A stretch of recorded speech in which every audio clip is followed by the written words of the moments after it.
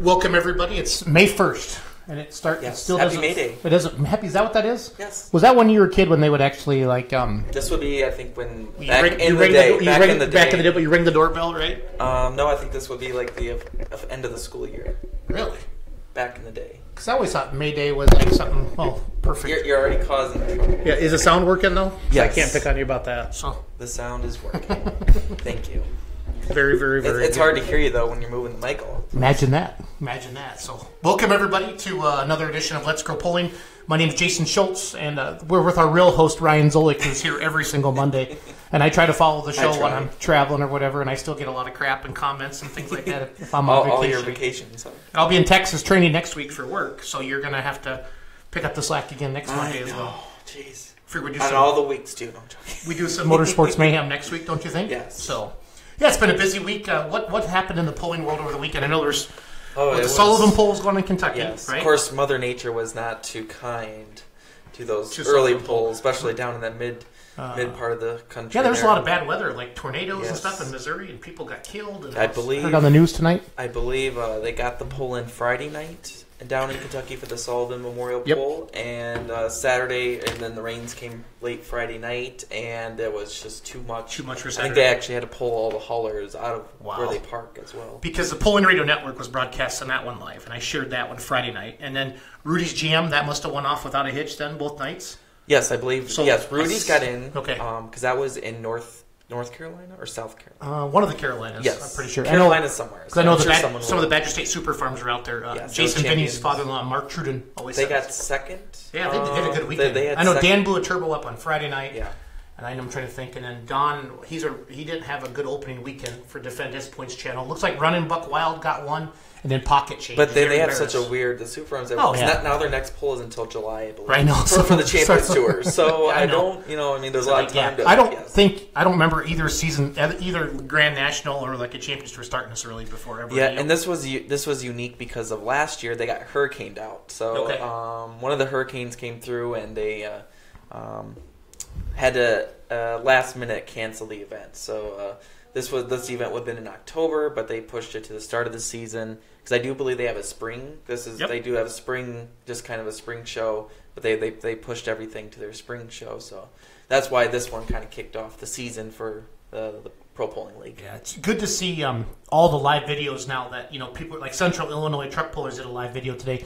And what we're doing, you taught me how to do this, and I want to give Brandon Johnson, our main Facebook guy, the nod for figuring out this Facebook Live stuff from a desktop or to a laptop, and a lot of people are doing it. It's a great way to promote, Ryan. You showed me how to play the videos during the week and different things like that, and Facebook doesn't care as long as you're not trying to pretend to be a live video. You know what I mean? It's just you're promoting polling, you're letting people know, hey, this is what you can see at our events coming up. Yeah, you're starting to see actually a lot of concerts, like live musicians doing Facebook Live and stuff at their shows. We're going to attempt this for Motorsports Mayhem. Yeah, so we do have internet out there. We're going to have Wi-Fi. We're going to have fiber by July. Yeah, so that will be once you get the fiber optics, then you'll be fine. It's we'll try the Wi-Fi, or we'll try the mobile with the 4G through Verizon because I'm pretty confident that will be fast enough, but we'll see. Either way, we'll try it both ways. And so bear with us. It'll definitely be a test and tune for everything going on at Motorsports Mayhem. Not this Saturday, but next Saturday. Yep. And after today, it looks like it's going to dry out. There's a couple chances of rain next 14 days. I cannot not help look at the 14-day forecast. Phone's already starting to ring from pullers from the 715, the 920, and Illinois, Minnesota around. It's a test and tune feel pull. We got 12 different polling classes, but it's still going to be a lot of fun. Excited to have our guest tonight. We're going to call David Baehr here in a little bit. Between him and his dad, there's 80 years of polling. Right. Yeah. Yes, they've been. And they live in Sun Prairie, and I know Dave's been behind when they had maybe some polling in Sun Prairie a little bit with South Central, maybe WTPA a little bit. We'll ask him about that. Yep. And then the back half of the show, we're going to call Jeremy Wagler at Angel Park Speedway. Yep. Very historic raceway in southern Wisconsin. And then we're going to talk to Jeremy Wagler from Wagler Competition Products. Kind of recap UCC. They brought in the big two-wheel drive diesel polling truck, and I think that's. We got to mention USA Pullers had their poll in Halls, Tennessee as well. Yeah, Mary tuned in. They said that they had a beautiful day and but didn't finish due to the weather. So they got most of the way through. They have another poll coming up this weekend. Where's that at? This is their hometown. she'll comment on there in a little bit, hopefully. So, but anyway, let's get Dave on the phone and let's start talking about him and the Big Blue Light Limited. We've got a lot of Light Limited talk tonight. Of course, right after our Let's Grow Pulling show, it's kind of a hot topic during the off season as well. So it's kind of a nice little preview. Then we always do a show right away on our Badger State Facebook page as well. This week with the Badger State Tractor Pullers, and we're going to have Rod Wickman and Ed Casper on with that. But let's get Dave on the phone. Do you think we're ready to go with him? Yeah, no, we're ready. So far, besides just me almost right dropping my microphone, he told me to call him at his shop at the office. So. Okay.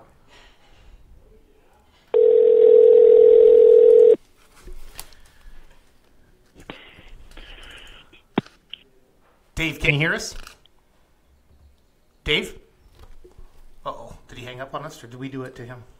Sounded like I heard him breathe. Connected. And then, what do we do? Oh, we lost him. Maybe he thinks it's a telemarketer. But you think my phone number shows up? I got a spam activity, maybe? Yeah, maybe. Call him here. We're calling David Baehr right now. How's you, Dave? Hey, Dave. Jason Schultz and Ryan Zolik with Let's Grow Pulling. How are you, sir? Doing wonderful. How are you guys doing tonight? Did you hang up on us a little bit ago? I do not know what happened there, but I'm glad I have you now. That's fine. No, Ryan and I figured my phone came up as spam activity, so that you hung up on us. So I was monitoring my incoming calls. Yeah, very well. Hey, so first of all, thank you for joining us on Let's Grow Pulling.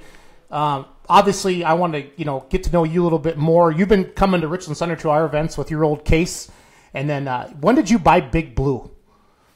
We've been pulling Big Blue for 2 years. Okay. We bought that out of New York. It was a light super prior to that. And it's kind of funny how those things work out. We're really, the last two things that are left from what we bought are the frame rails and the hood. And everything else is new since. So it's, you buy with the best of intentions that you're going to use a lot of what you purchase. And we ended up just changing a whole lot. But that's part of the fun. All that fabrication work, that's what makes it enjoyable. Yeah, so we're showing some pictures of Big Blue up right now. I know you and your dad own your dad's name is Alan, correct? Yes. Okay, and between the two of you, I was reading that article that when you got elected to the WTPA board, you have 80 years of pulling experience. Is that true? Yeah, that's correct. My dad started in 1964 with an old Case DC. He got the attention of the local Ford dealer because he was putting the herd on the Ford 5000s and 7000s. And then shortly thereafter, he changed over to Fords and started running 8000s and subsequently a 9700, and that was the first Big Blue that we ran. So that's where the name came from. He actually picked that one up the day I was born in 1977. Yeah, that's awesome. That's awesome. Now, I had a picture of your mom driving one of the pulling tractors over the years, but I couldn't find it. And then your sister Sue just texted me and said I'm supposed to mention something about her being my favorite work partner, but we're not going to get into that tonight. So, but I'm already my phone's already getting text messages. So if you're just joining us, we're with David Baehr. Dave lives in Sun Prairie with his family, and he joined us on Let's Grow Pulling tonight. And Ryan and I have the honor to interview Dave, and we're excited about the light limited superstock class. Dave, you and I have been talking off the air, if you will, about the light limited superstock class. I'm the vice president of Badger State Tractor Pullers this year, and I have nothing to do with the fact that the light limiteds, our class added the alcohol tractors, but I'm so excited as a promoter because I'm going to have that class back at Churn and Dirt now in Richland Center. We've never really had any alcohol tractors with Badger State before. I know you're on the WTPA board, but when you think of the light limited superstock class, I love it because it provides a lot of color. You got blue, you got orange, you got Deutz, you got John Deere, you got International, you got Alice Chalmers. It really brings it all together with the alcohols and the diesels. So what made you guys decide to kind of get into the light limited class, like when you and your dad bought this tractor? We ran a lot of things over the years, and we're kind of keeping our eye out to get back into a class that would allow a Ford to be competitive. We chose the Case when we were running NAs because it's just got a monster big motor, and we could get up to 700-800 cubic inch. The Ford in that class wouldn't have been competitive just by sheer motor size. We knew the Ford motor would compete well in this class. It's an interesting class when you think that the range in cubic inch runs from 310 cubic inch in alcohol all the way up to 470 cubic inch in diesel, and they're all competitive with each other. So that's really, I think, what was the driving force to get into this class. It was growing in popularity. It it's fun to watch. You know, they're a light tractor, so you got to kind of keep your eyes on the track when these guys all of us are running, because you never know what's going to happen. The single charger, you got to come out pretty lit, you know. So it's 6,000 pounds or 6,200, depending upon where we're running. Can be fun to drive. Absolutely. So, when you think about how long have you been what I'm trying to say is, what do you remember the first time you drove a pulling tractor? That was the question I had for you. Sorry, I was struggling a little bit, Dave. Yeah, no problem. It was in 1990. It's in Spencer, Wisconsin. We had a Case 1090. It was a hot farm tractor, and it ran good. It was actually on blacktop. So I got the instructions. You know, of course, we didn't have cages back then, and at least we weren't running a slipper at the time. My dad told me to wind it up, and we still had the old ag tack on it until the tack was pretty much around itself, and then pop the clutch. And off to the races I went. So that was the first time. And we ran that tractor competitively for many years, and then we decided to run some Olivers, so we had some 88s and 880s. I ran the Case recently, and then just got back in with the Fords now. Yeah, hey, where'd your Case tractor end up going to? That's down in West Virginia. Okay, and what class? How they doing with it? Really good. You know, I talk to the owner every once in a while, and kind of a unique scenario with the class availability there. We took a lot of weight off that tractor, so we could get it down to 5,000 pounds with the driver, of course. So he's running from 5,000 pounds all the way up to 9,000 pounds, and he said he takes first just about every time. That's awesome. That's very, very awesome. When we think about what is like your favorite thing about the sport of pulling, why have you decided to do this for as long as you have? Because it's because once one of my friends said once, if you have a pulling tractor, you must hate your money. Yeah, I think that's fairly accurate. It's somewhat expensive, but we try to spend money in the right places at least. What really I think drove it home for me, I grew up on a farm, and we didn't fish, we didn't hunt. It was just pulling, and it was a good way during the week to spend some time over a motor or whatever part or piece we're working on with family. I like it that, with my three boys, I can get them started and understanding wrenching and just basically, mechanics, how things are put together. So that's really it, the family time, and then I do like the competition, and that's a sheer rush driving one of these machines down the track. Absolutely. It's the best 13 seconds of your life every single time. I still get nervous or butterflies every single time I drive my tractor, and I know you do too, or you respect it. You know what I mean? You absolutely respect it. So. Oh, yeah. Can you tell us about your wife and your kids a little bit and kind of their ages? And I guess I know I said you lived in Sun Prairie, but kind of tell us about what you do for a living and different things like that. Sure. Yeah, my wife, Rachel, and I, we've got 4 kids. Gretchen is 1, and then our 3 boys range from 3 to 9. So we're starting to hit the swing of things with sports and be pretty active with that. My profession's real estate, so I'm a real estate broker is kind of my primary day job, so to speak. We've got our own business, but then we also have a couple hundred units of senior and market rate housing. My wife, Rachel, runs our senior housing for us. Okay. Where do you guys work on the tractor at? Where's the shop? Is it at Dad's house? Is it your house? Where do you do all that at? Yep, right in Sun Prairie. We've got a shop. Okay, awesome. So, okay, so let's talk about WTPA a little bit. I'm getting a lot of text messages from now. I got a message from your nephew. Everybody, they're supposed to leave the comments on Facebook, Dave. I'm not supposed to do them on my phone because it's making me look a little bit. But that's all good. If you're just joining us, Let's Go Pulling, Monday, May 1st, 2017. What's the weather like in Sun Prairie today, Dave? Is it sunny out or? It's been raining. We're having a hard time getting our landscaping done on some projects we've got working on. It's been very wet. We hope it dries up soon, but whole lot of wetness. Standing water in the farm fields seemingly everywhere, and I know the farmers are wishing they could be out getting some seeds in the ground, and they can't be. Yeah, your nephew Josh said did you call him a tratter instead of a tractor when you were little? Is that where that came from? Yeah, and then I also had another word for a truck. I didn't quite know how to say that. TR. Yeah, imagine that. It's more of an F. More of an F, yeah. Like a fire truck, right? Like a fire truck. Yeah, right. There's nothing wrong with that. So anyway, let's talk about your WTPA. I know you said you got elected to the WTPA board a little bit. Can you talk about how involved you are with WTPA and the state and with the light class? How does that work? Yeah, it's a great organization, and I've only had the pleasure to run with them 1 year. but it's really a class act. Great show. Every time we go, there's good competition, and not only in our class but in all the classes. And they wanted to have a representative from our class on the board, and I sat in the front row. So I think that's about what it came down to. So it was just kind of no one else was jumping up and down to do it, not to belittle the position, but I was happy to take it on, and I certainly enjoy pulling. So that has a lot to do with why I threw my hat in the ring. We're a little torn this year, to be honest. We got to run, seeming I'm on the board for WTPA, so I think we're going to run that primary, but I do like Badger State a lot, and as I'm counting, we've got 4 conflicting hooks between the two, so that's something we're going to have to, looks like we'll have to miss a couple Badger State runs this year. That's unfortunate.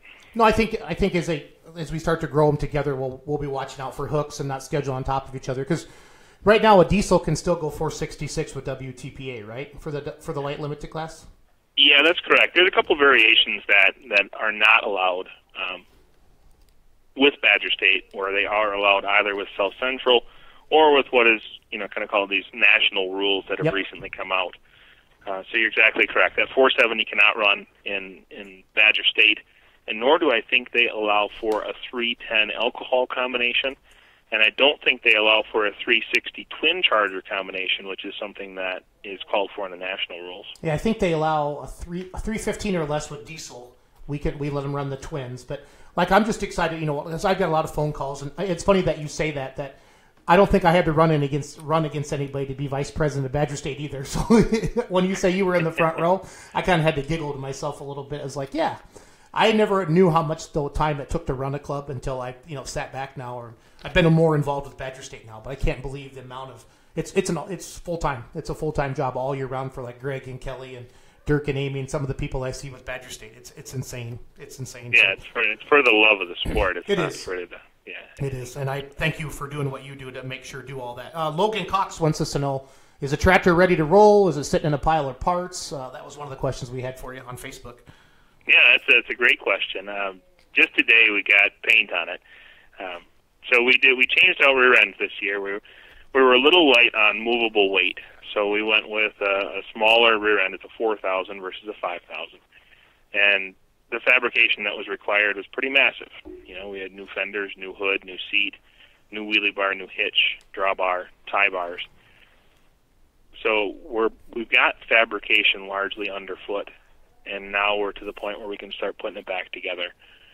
So we're getting closer by the day. I do think we're going to make Richland Center, but I don't think we're going to be having the ease of kind of taking a nap before Richland Center. I think we're going to be working almost right up until we load it in the trailer. No, we're 2 weeks away out now for Motorsports Mayhem Richland Center, what you're referring to, and my phone I'm literally starts ringing 2 weeks out, and the phone call started today with, hey, what's your pull-in order, different things like that, and that's exciting. That's what makes it fun, and not every tractor puller farms anymore. There was a time where you could almost 100% of the tractor or truck pullers, they were farmers. You know what I mean? But those days are gone as well. We have, I think, 12 different classes. 6 of them, Dave, will have decent numbers in them, and I think the other 5 or 6 classes will have 5 to 6 trucks or tractors in them. You know what I mean? That's kind of how it goes. I'm excited about the light limited superstock class, just because we're going to have it at Churn and Dirt in July. And because of the Badger State affiliation, letting the alcohol tractors come run now. There's some guys coming down from Minnesota. I know Esden Lane's building a new tractor for a gentleman named Tom Wood.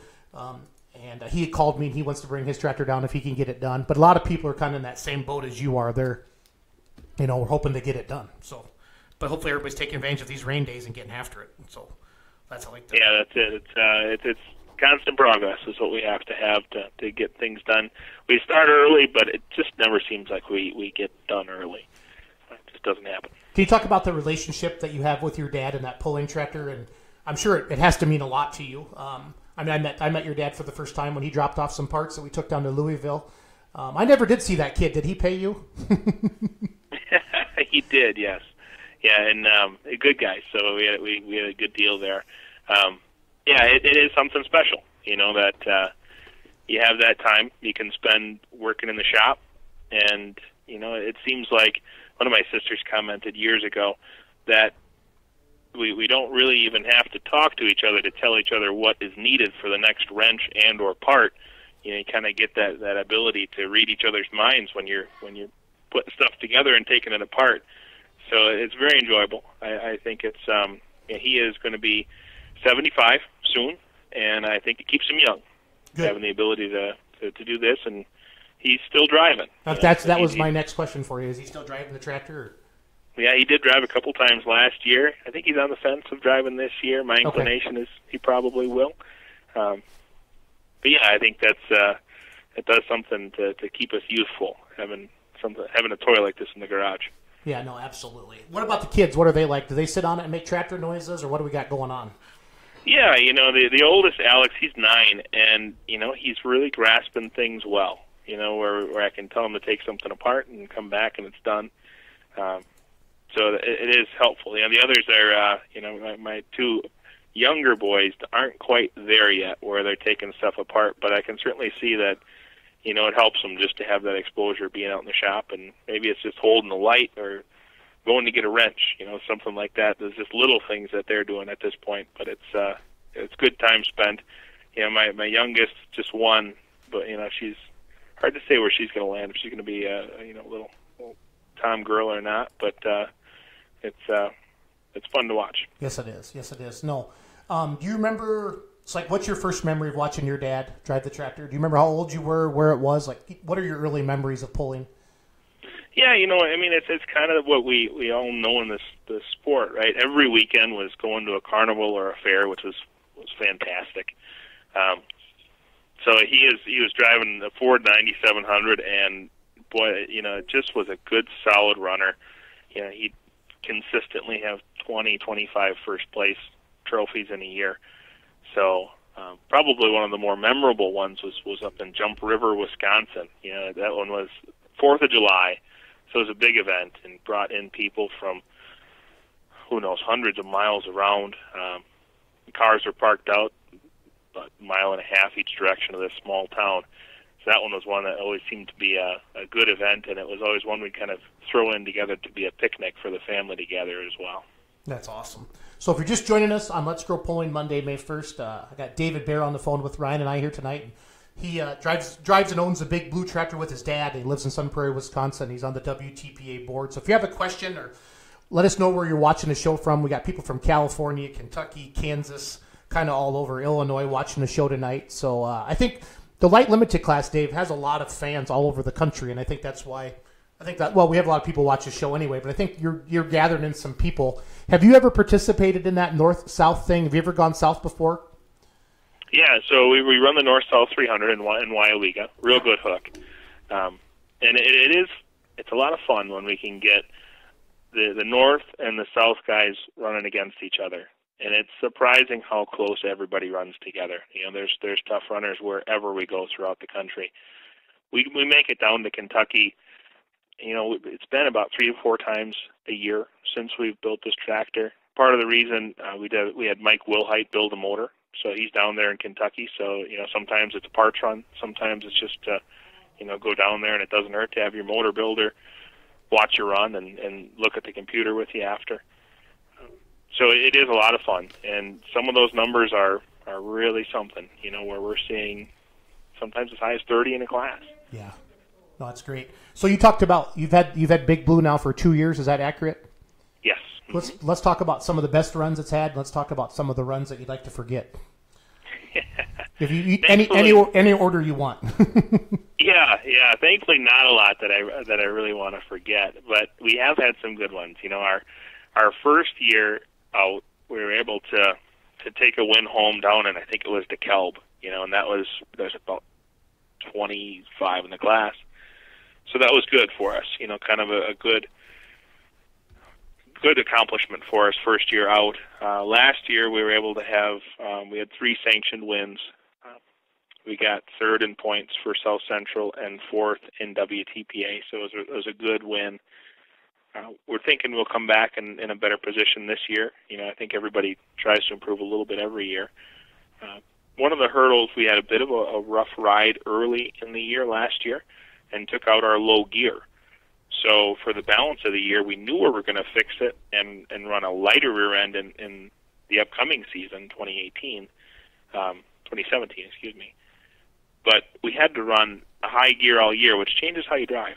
So I was really standing on it before we come out the gate. So a couple times I did have it where, it was a handful to keep it going straight, but thankfully I did, and it turned out all right. We still had a respectful year, even though we were running a little bit not really fully equipped as we wanted to be.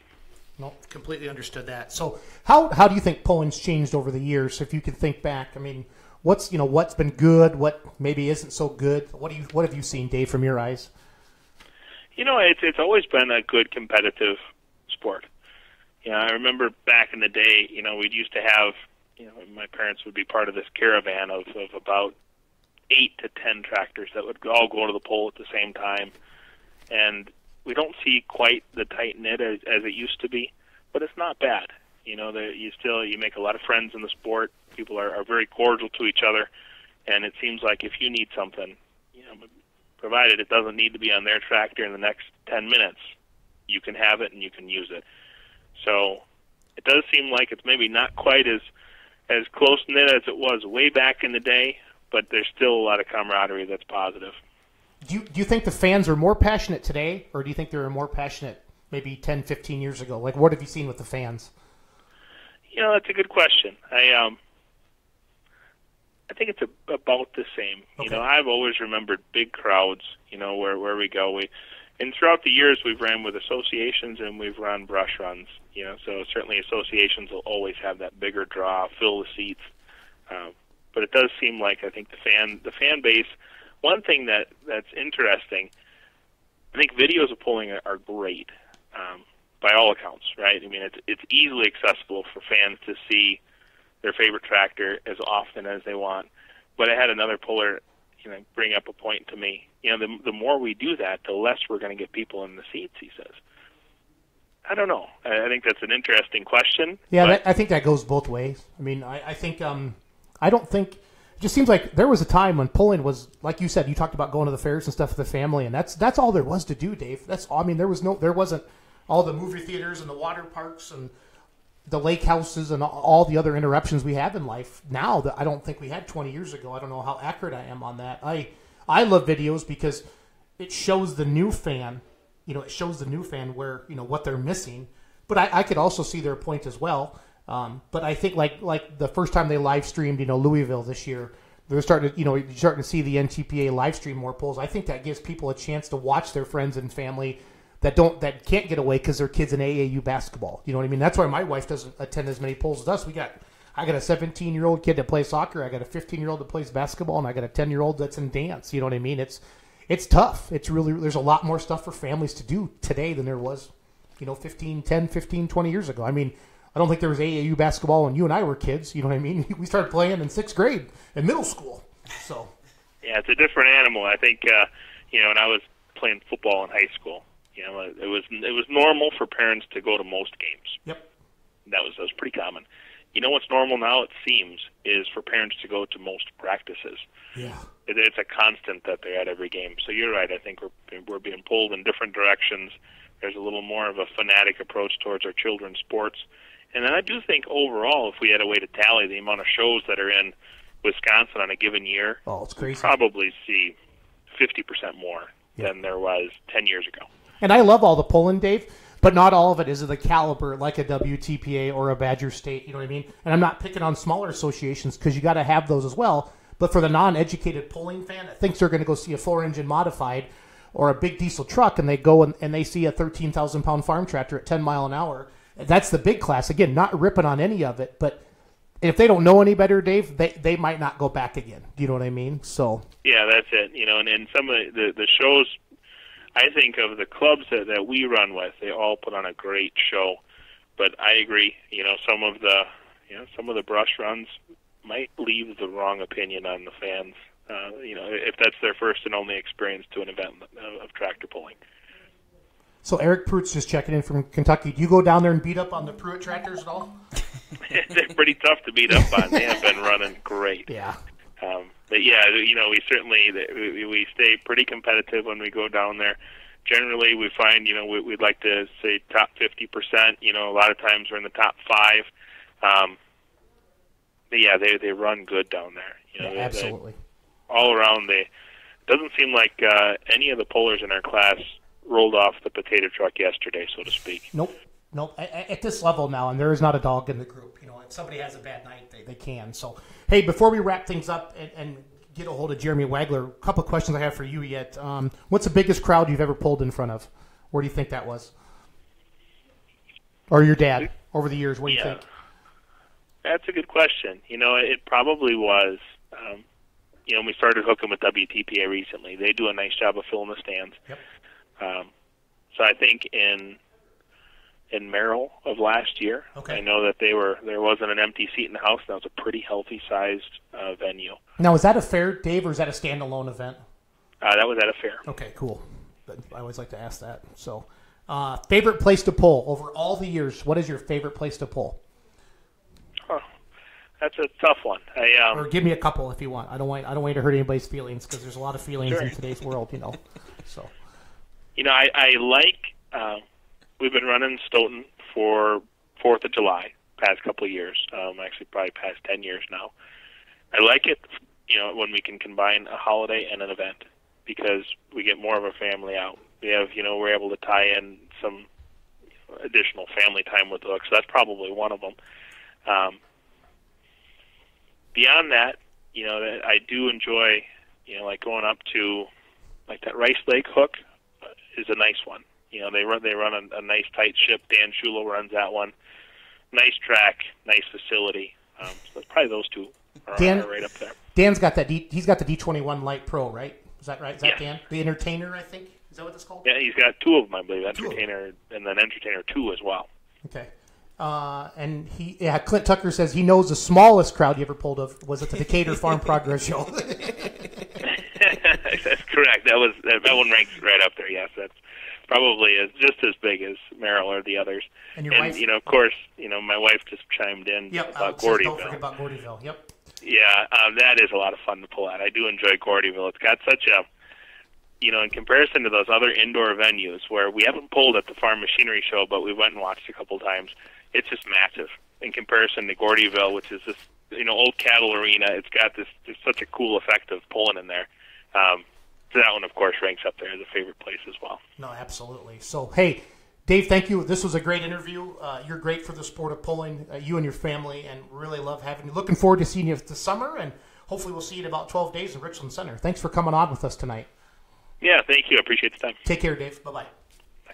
Everybody, so we just had our interview there with Dave Baehr, the big blue tractor out of Sun Prairie. He's on the WTPA board, hoping to see him with some Badger State and different things like that. So that was a really good interview. Good to know. That's what I love about the show. We're putting you know more about this puller now, Ryan, when you see him on the track, and we've had a lot of people tell us that they did. That's what I keep on saying, that the backstories that people don't know about pulling, and that's why you can get people engaged. So when they're walking around the pits, they can go up to him and be like, "Hey, I heard you the other night," and that starts a conversation that maybe they, and then that just leads somewhere else with, all the pullers you can go up to and start talking with. But if you kind of know a little bit of their backstory, you can just kind of maybe relate to them or a little bit even more than just knowing that you both love pulling. Yeah, absolutely. No, and it's fun. It's fun getting the text messages and stuff like that during the show from friends and family and different things like that. So let's switch gears here a little bit. We're going to talk to Jeremy Wagler. From alcohol to diesel. From alcohol to diesel. And we're going to go from crazy diesel numbers. Yes. I don't know Jeremy Wagler. I've talked to him on the phone now, obviously setting this interview up. But, I just know I know the Wagler competition because of the killer. Or, Cummins Killer. The Kuslicks. Yes. Because we pulled against them at, that little thing. Pulling for Preston. That guy Nelson kind of lined up that Battle Royale. And then just watching the Cummins Killer over the years just get better and better and better. And I've never seen when they're committed to something, the Kuslicks. I've seen them break in Richland Center on Friday night, leave. I mean, not just break something little. They went home. I don't know if Wagler was on his way up there, different things like that. So, but Logan Cox had a very good interview, and it was. So, thank you, Dave, and his family's been watching and stuff like that. So, Sterling, Illinois is in the house. Yeah, Chuck was driving, so he was listening while driving. You said earlier. Thank you, Chuck. But you keep your eyes on the road. Yeah, I think maybe he made it home, but he was supposed to call Jeremy's shop number and get that on here now. So far, so good. We've had the sound on tonight. Yes, yeah. The checklist has been... Baehr tried to hang up on us because he's a dick. I don't know how else to say it. So what do you do? He's bigger than me, though. Well, I don't know if he's bigger than me. Stronger than me. He could take me out. So I got to be nice to him. So I liked how he said that the reason he got elected because he was in the front row. That's a little bit of truth to that as well. So we're calling Jeremy right now. Oh, there we go. So we're going Wagler competition now. This is Jeremy. Jeremy, Jason Schultz, how are you, sir? Hey, not too bad. How about yourself? Good. So Ryan Zolik is the other voice on here as well. He's actually the person that actually does the show more than I do because everybody says I'm on vacation all the time. But okay, alrighty. So we just got off the phone with David Baehr. He was our first interview. He's a light limited super stock puller in Wisconsin, and so we kind of said we're going from alcohol to diesel now. So Jeremy, I don't know a lot about you. I mean, I followed you guys at UCC. I just like we talked about when I knew of you because of the Cummins killer. But Wagler competition, that's a big deal. You guys are a big deal in the diesel world. I mean, I need you to brag about I know you're a humble guy. I've checked on you from people outside, and they say you're a humble guy, but you have a hell of a business going. I guess I want to know about Wagler competition products. I want to know who Jeremy Wagler is. I want to know how Jeremy got into this. Did your dad? I don't know anything about you.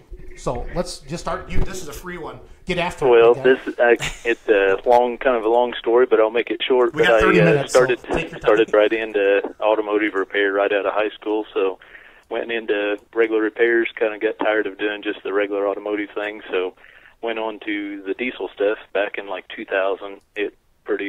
As far as early on, it was the 7.3s. You'd throw a chip on them, make a little power. And that kind of got me addicted to it. So after that, I started diesel performance kind of on the side and went to work for the government for about 3 years. I left the automotive repair shop. My dad still runs it right now, but I done the government thing for 3 years and done the diesel performance on the side and developed the Duramax cylinder head while I was doing my government job. I had plenty of time on the side, so I kind of developed that and got everything running. Led into crazy stuff now. I don't know where to even start. The big. I mean, let's talk most recently. You guys went to Ultimate Call Out Challenge. Yeah. Farm Truck, who is a legitimate celebrity, an Asian. Yep. They drove your truck, and I actually tweeted about. I was having you on the show, and they liked the tweet, so they're following their social media. Okay. Let's talk about UCC a little bit. I mean, it's known as the biggest, the baddest of the diesel world, correct? I mean, this is where are you invited to this? Do you kind of get to show up? How's it work, Jeremy? Yeah, they invited us last fall, and I think it was about November when I got the phone call. But I'd followed it a little bit last year. We made some parts for some guys when they had it out of Utah, and I was kind of interested in doing it at some point or another, but never had even dreamed of building one this year because never have time for your own projects. You know how that is. You're working on customer stuff 100 hours a week plus, and finally decided around December, around PRI time, I was like, I'm going to do this. We're going to put a truck together and try to go out there and see what we can do. We started off, I went down and talked to Tim Engler. He's about 30 minutes from us here, so I talked to him. And, Yep. He knows the pulling world really well, and I got to talking to him, kind of explaining the whole call out challenge, and he kind of gave me this funny look on his face, like, what do you got planned? So I told him I wanted to go 2-wheel drive, and I would like to do it to where I can switch the rear end, the transmission, everything out, and go drag racing. So he thought about it for a while, and we talked about it a couple hours one night, and I got back home the next day, and I called him back, and I said, let's go ahead and just do it. And I said, I'm ready to do it if you are, and he built the chassis. We went back and forth on how we was going to set it up. I done all the 4-link stuff here with the Mark Williams rear end, and he done the pulling rear end and the Profab gearbox. So it's actually probably the simplest built truck that was at UCC this year, just because it's so easy to work on. And I know it doesn't look easy looking at it, but you can literally take it from a pulling truck to a drag truck in about 2 to 3 hours. So it's a simple build. So one of our first questions for you, Jeremy, is, and if you're just joining us, we got Jeremy Wagler on the phone here. Let's Grow Pulling Monday, May 1st. Stacy Butson, who's a Badger State announcer, does Lucas Oil Champions Tour. He wants to know, because I think the Cummins Killer is the only truck in the super stock diesel truck class still running a single charger. Is that correct? Yes. As far as I know right now, Cummins Killer is the only single charged. Is that going to stay that way, or are we going to put multi-turbos on that in the future, or what's the plan? No, I think Chris is pretty headstrong on that. Okay. he's definitely going to stay single, and we're actually working on some more parts right now, trying to get him ready to to go pulling at our event here in June. So we're about 5 weeks away. So he's busy with work, and he didn't have time to go down to Rudy's this past weekend, but trying to gear up and get it all dialed in for this next event. So yeah, Justin sent us some of your for your event, your Dino Day, your Dino Challenge you're having, and your poster. And Ryan's been sharing that as we've been talking. So that's one thing about the Cummings Killer. You could be blind and go to a truck pull, and you would know when the Cummings Killer is pulling, because it makes a very, very unique sound all by itself. So that truck gets a lot of attention. I know we've been through a lot of trying to learn a lot on this Duramax program, but it's finally getting to the point where it makes really good power, and he's definitely, Kusliks have worked their butts off on everything. I mean, they do not give up. So working with them and working with like Kyle Michael, he does the same engine program, but he's triple turboed instead of single. So between them two and the super stock world, the Duramax is definitely getting up there. Do you think? I mean, because I'm not picking on you or anything like that, but it is truly the Cummings world in the diesel truck. I mean, by majority of everything, is the Duramax going to make a comeback and be competitive? What are you seeing like over the next 3 to 4 years with the programs? Yeah, I think so. The biggest hurdle that we've found is getting enough fuel in the right amount of time. And now with the Iveco injector setup and everything, the S&S diesel, Greg and Andrew and Luke Branson, them guys are all working really hard on it too. But as soon as we can get the injectors big enough to handle the boost that we're putting in that thing, it's the engine is going to stay. I mean, it's going to hold. We've built enough parts to hold that thing together. It's just trying to make sure that we don't melt pistons and destroy the bottom end, just because we need enough fuel. That's the biggest thing. Now, I'm always excited talking about diesel trucks. I'm a tractor puller. That's what I grew up doing. But when I look at the sport and how it's growing, I don't see tractors going away. But when I see new pullers coming onto the scene, I see them in a diesel truck, Jeremy. Do you agree with that statement? Yes, and back to the reason I went two-wheel drive in the UCC truck, the main reason was because it's simple, switching back and forth. But one thing that we're seeing, truck pulling is getting so expensive that the 3.0 class, literally to get into that class, you're going to spend over $100,000. And so what I told Tim is if we can get diesel, is definitely the young kids, everybody wants to be have a diesel truck. I said, let's start a class, or let's at least make an attempt to start a class and see what the interest level is with a two-wheel drive, because you can build them so cheap, and then start it off with like a entry-level power level, like an 800 to 1,000 horse, and see what it does. My goal is this summer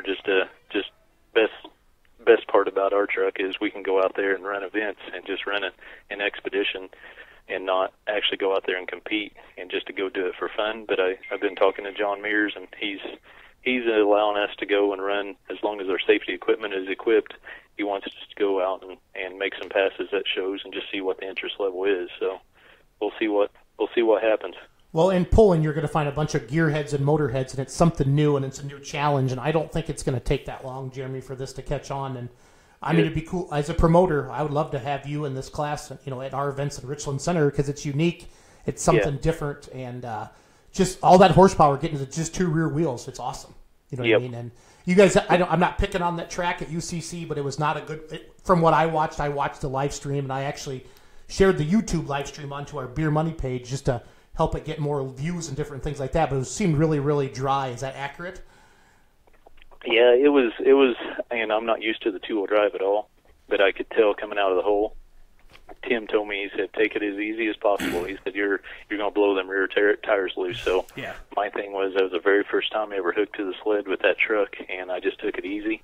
It didn't seem like it wanted to blow the tires loose, but at the same time, I didn't have any RPMs going down that track. Max RPMs we hit was 4,700 RPMs. So if I would have got into it really hard, I'm afraid we would have done a lot like the other trucks, just blew the tires off and didn't go anywhere. Yeah, absolutely. So let's talk about UCC a little bit. I get excited about UCC because it had dynos, it had drag race, and it had pulling. So as a person who wants to grow pulling and put more fans in the stands and get more sponsorship to our competitors that are doing this, that was a chance to open up. And I think you said there was 12 to 15,000 people there at the pull. Is that what you said? Or was that the those pull? grandstands look pretty full. Yeah, the numbers I heard, it was over 12,000. So it was a really good for this early in the season, and weather. We didn't know what the weather was going to be doing. I was surprised to see that many people show up. It was just cold. Is that pretty much it? It seemed like it was cold and windy? Okay. Yep. Yeah, but cold. It just seems like it really, I mean, in the diesel, we call it tractor pulling. In the diesel world, it's called sled pulling. I just think it opens up a whole new level. And it's the monsters of the Midway. I mean, I saw that truck with the cut tires on the back. Yep. On the back. I mean, but that's cool. That's It's unique. It's different. It's entertainment. It's entertainment. That's what pulling needs to be, is entertaining. And did it take too long in between each hook? Yeah, absolutely it did. But I never saw one person in that crowd get up and leave. You know what I mean? They were there for the day. And most of them, and that's what I like about the pulling. It's not like competitive, like you're in fights or anything like that. Most guys, all of us get along, and everybody talks to each other. We help each other. So I do like the diesel community. I mean, it's definitely a good thing for the young guys getting in. It's a good sport. And it also seems like, Jeremy, like the people that the Wagler hats and all the other, I don't know all the builders like you do, but I'm going to use the word groupie because I don't have a good vocabulary. But it seems like you have good, really strong support. You're gonna, if I'm part of the Wagler competition camp, you know what I mean? Yep. I don't even know all the other ones. That's why I'm saying that. I mean, I know Hazley Machine and because of Van, and who else do I know in the diesel world? I'm trying to think. Shy Diesel, but that's just from the pulling side of it. And I was, they did such a good job. Even just the people there with their phones, just walking around doing the live videos. It was just amazing. How many vendors were there at that event? I'm thinking somewhere around 100 was the sponsors and the vendors, so it was really, really good for that big of a show. So let's switch gears. Let's go back to Wagler competition a little bit. What are you doing in the tractor world? Are you doing anything in the tractor world? We do some connecting rods and cylinder heads. Okay. Most of our stuff, like 90% of it, is Duramax and Cummins cylinder heads, connecting rods, and a lot of engine builds, but we started off with Duramax only, and now we're ventured into the Cummins because there's 9 out of 10 of the trucks that go to the pools are Cummins, so we have to at least help support those too. So, but Ford comes in number 3. And why is that? Just not as many guys into Ford like you've seen at UCC. I think there was 3 Fords. Yeah. I think Warren and Warren I think Diesel's one of them, right? They have the white truck, right? Yeah. Yep. So. I think. The Ford guys, there's not near as many. I mean, we do a lot of connecting rods and stuff for them guys, and some cylinder head work, but mainly it's Duramax and Cummins. So, but everybody's pushing the limits right now. We keep on finding the weak links to everything, so that means everybody's growing in their power levels. I'm glad that you interviewing you is tough because I have ADD really bad. I got a bunch of things wrote down. I keep thinking.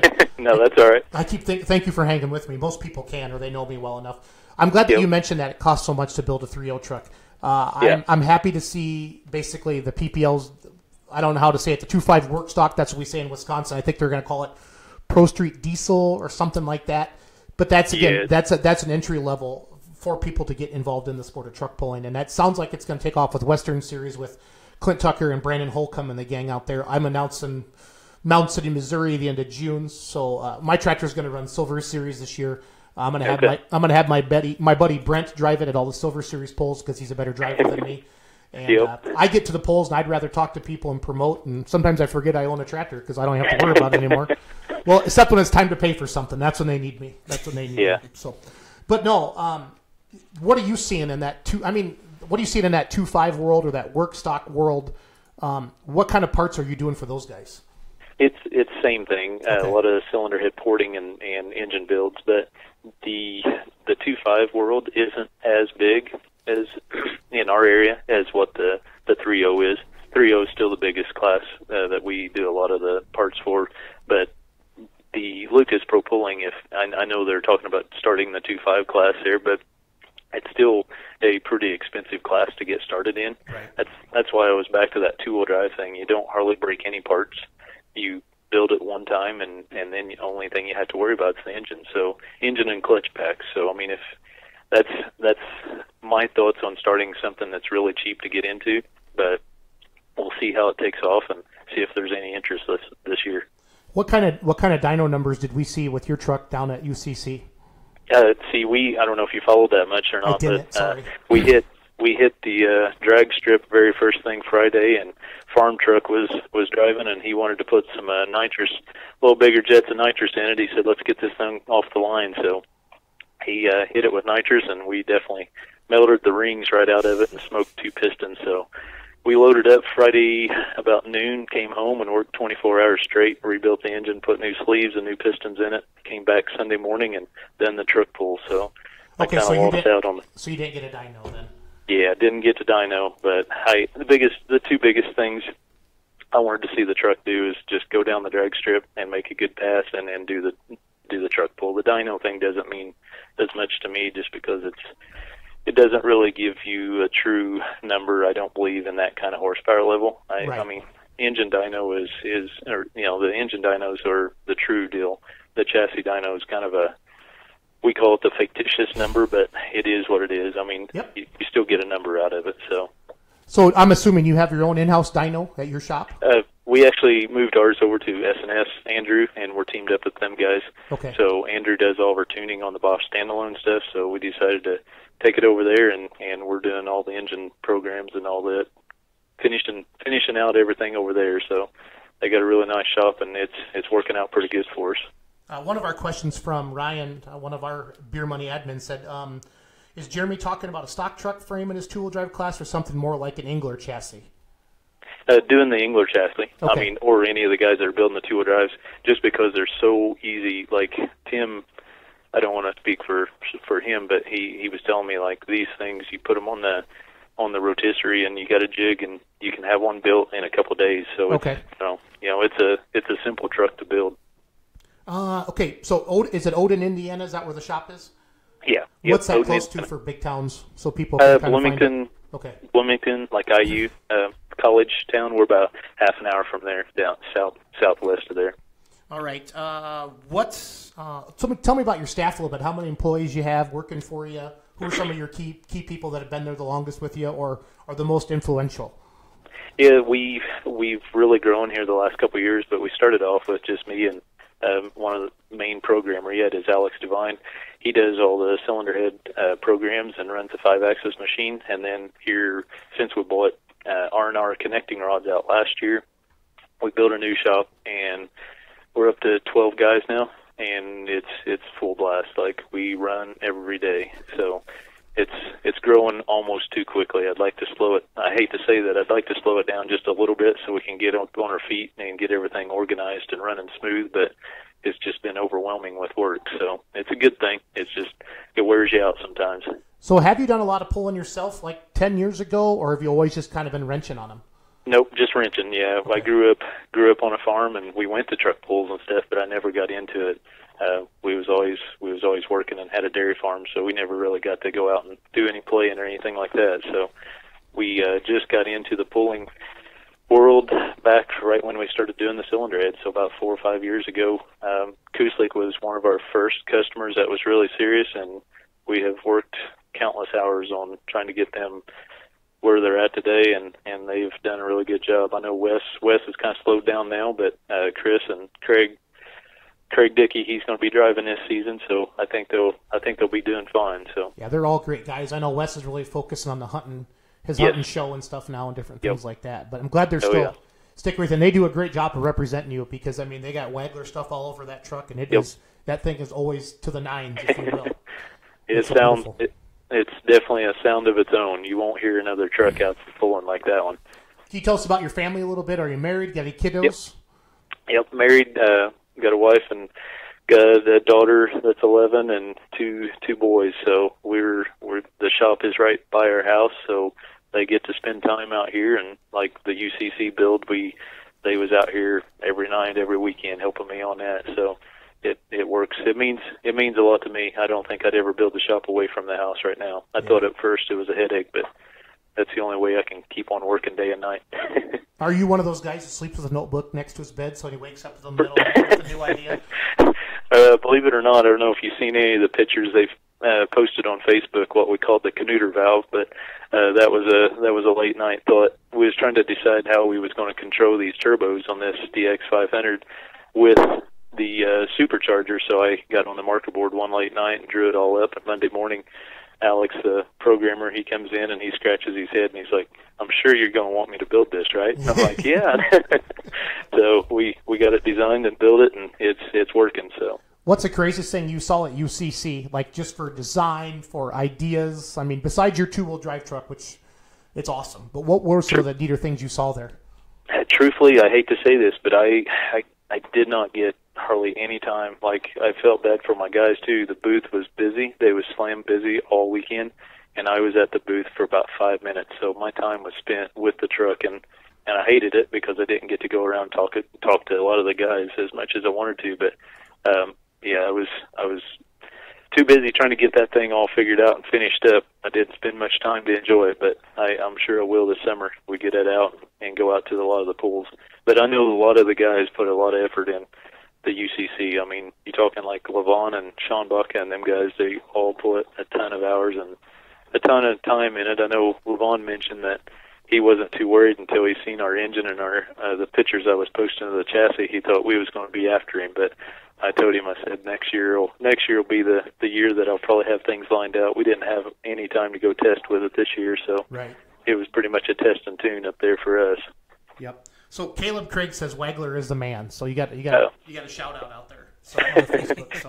Caleb's he's definitely following us, and he helps us up here he'll be helping up here at the truck pools here in 4 weeks. So him and his dad both help us out. So. What are you most proud of that you've done for the pulling world? Biggest thing is trying to get the Duramaxes up where they should be. Like, before we really got serious on the Duramaxes, there's really no one that took a hold and tried to make parts for them, like hardcore parts. Everybody just used what was off the shelf. And that was the main reason I started, because we got, Hazleys and Shides and all them at our back door, so we don't really want to get into the Cummins world and try to go after that part. But the Duramax, we really never had anybody to do the hardcore parts. So I guess that would be. And now we're building that billet block. I know it's hard to think about, but a lot of people ask why we done it for, and it's just mainly because we could see the limitations with Kuslik's block. He'll pull the mains out of it. He'll split cylinder walls. Even after we done that big deck plated engine, it'll still have issues because the factory cast iron just can't handle it. So that's why we're testing this billet block out. We're trying to get it all proven out so he can get it in there and make some good passes and make it easy to rebuild too. Do you see, like in the diesel world, is it kind of like in the drag racing world? Is there like an East Coast, West Coast, Midwest? I mean, what do you see from like coast to coast? Or is it mostly in the Midwest for diesel trucks, or what do you see? Right in this area is probably the heart of truck pulling. Okay. Like I said, Hazley, Scheid, Fleece, Danville, all the central, like the truck pulling is probably in the Indiana, Michigan, Wisconsin, Ohio, like right in the central. But I don't have hardly any customers out on the West Coast that do any truck pulling. Like, we sell stuff to drag racers, okay, but truck pulling is like, you never hear of anybody out there truck pulling. So I don't know that it's just not taken off yet, or if it's not a big thing out there, Yeah, I went out west and live a little. Some friends of mine had me come out, did some announce. I did some monster truck shows for them and stuff last summer. And the pulling, I would say it's 5 to 10 years behind in technology. Like some of the 4-wheel drive trucks I saw had ATPA stickers on them, different stuff like that. There was a couple of diesel trucks there that ran hard, but it was hard. It was hard to compare them because I had nothing else to go against, and they're not on good pulling tracks at all. They're basically they're pulling in the rodeo chutes, Jeremy. Oh, okay. At these fairgrounds where rodeo is everything out west. I was in Wyoming and Montana, and it was just it was insane. But big crowds, big fairs.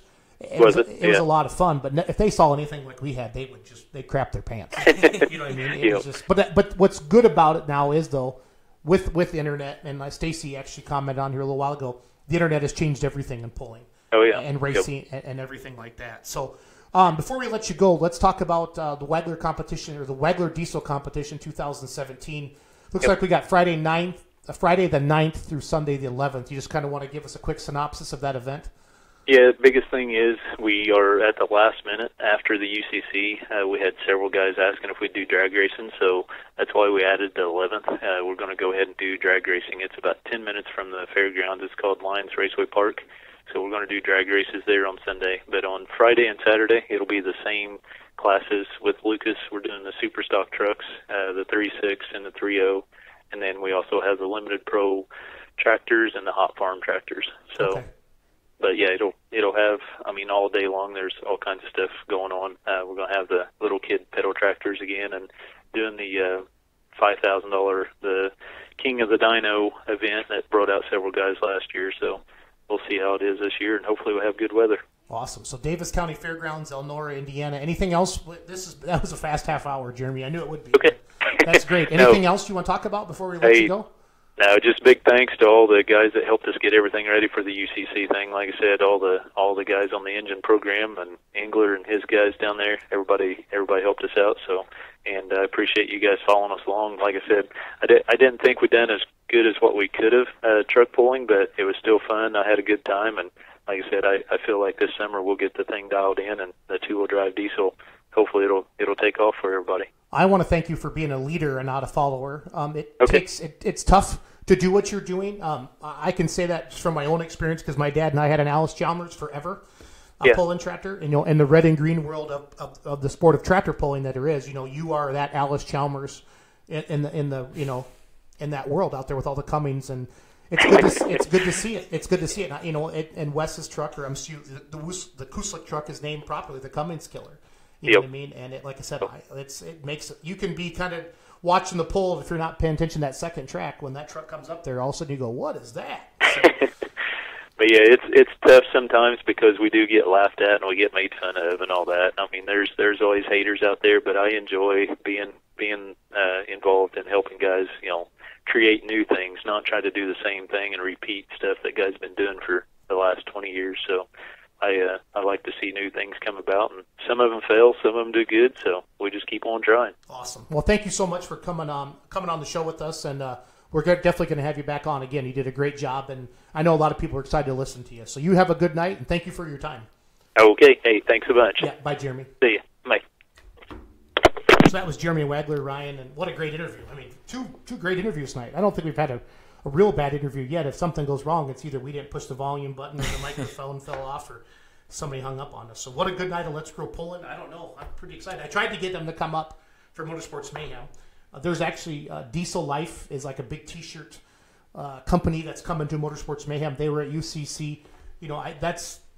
That's that new fan, that new genre of fan that I want to try to get coming to our events in Richland Center. So I'm excited about it. So, and they're the diesel. I like to call them the Diesel Wars a little bit. I know they all get along, but they all want to win. Oh yeah, you know what I mean. I mean, for the world that you and I know is Shide Hazley.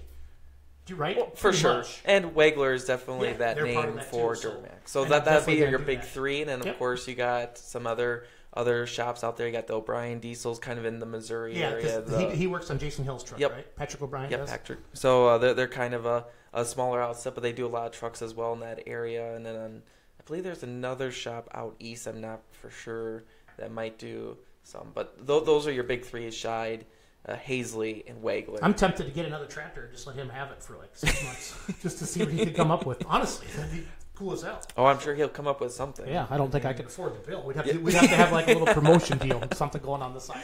You have to do like a PayPal, like monthly. Something up at monthly installments. But no, excited about Motorsports Mayhem. This pulling season is getting closer and closer every day. Our fans are great. I'm loving to see all the live videos now. I mean, Facebook's going to change again, Ryan, and we have to be ready for it. But right now, live videos are hot. So if you're a promoter, you're a puller, you're anything, get those phones out. Get ready to do live videos. Yeah, no, I've always been fascinated, putting a diesel in a two-wheel drive truck for many years, actually. Just to see how they would do against the blown V8s and just to see them head to head. So that's an interesting aspect, and hopefully it will start to take off. And could you imagine a diesel in a little T-bucket body or something? Awesome. That would be awesome. He's on to something, and he's an innovator, and that's what it comes down to. And that's why I commented when he was on the phone that thank you for being a leader and not so you just never know. So if you're at, obviously it looks like if you're at some of the pro pulling events around the area, you might just show up with there's two-wheel drive trucks there, so that'll be a interesting aspect. He's talking to mirrors and he's tied in with all that, and I'm gonna try to bribe him to get him up to Richland Center in July. I gotta see what they got going on. So we'll see what we can do, because that'd be cool to have him up here. I know a lot of people would enjoy that. So let's let him go. You and I switch over to the Badger State Facebook page, and we're gonna talk to Rod Wickman at Ed Casper. Thanks for watching, everybody, tonight. Let's Grow Pulling every Monday night, 7 p.m. Big week next week. Yeah, I'm gonna be in Dallas, Texas for training. You're gonna be in.